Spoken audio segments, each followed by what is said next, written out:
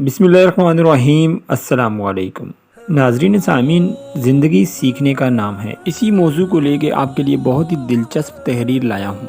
बांटने के लिए सिर्फ दौलत ही नहीं है, हर वो चीज़ जो हमारे पास अपनी ज़रूरत से ज़्यादा है, इसे बांटना चाहिए। कोई हुनर हो, कोई इल्म, कोई काबिलियत, कोई सलाहियत, और सबसे बड़ी बात अपना वक्त और तवज्जो। अफरा तफरी के इस दौर में आपके चंद अल्फाज आग पर तेल का या फिर जख्म पर मरहम का किरदार अदा कर सकते हैं। आजकल लोगों को बहुत ज़्यादा नफसियाती मसाइल का सामना दरपेश है। ऐसे में आपके कुछ अच्छे और मुस्बत अल्फाज लोगों को जीने की उम्मीद दे सकते हैं। आजकल सबसे ज़्यादा खूबसूरत तोहफा आपका वक्त है, तवज्जो है, हौसला अफजाई है। लोगों की हौसला अफजाई करना सीखें।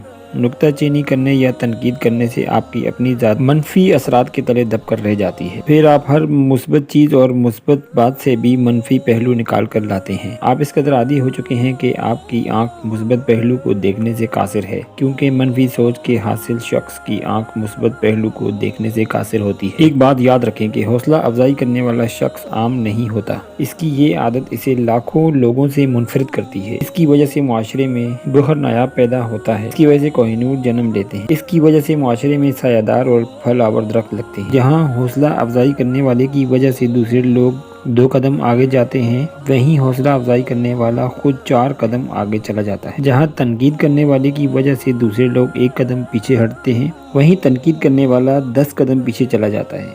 हौसला अफजाई करने की आदत बनाएं। ज़िंदगी सीखने का नाम है, गिराने का या तकब्बुर का नाम नहीं। जी तो दोस्तों, आपको मेरी आज की वॉइस स्टोरी कैसी लगी ये कमेंट्स बॉक्स में ज़रूर बताइएगा। और अगर आपको ये वॉइस स्टोरी अच्छी लगी हो तो चैनल को सब्सक्राइब जरूर कीजिएगा, साथ बेल के आइकन को ज़रूर प्रेस कीजिएगा।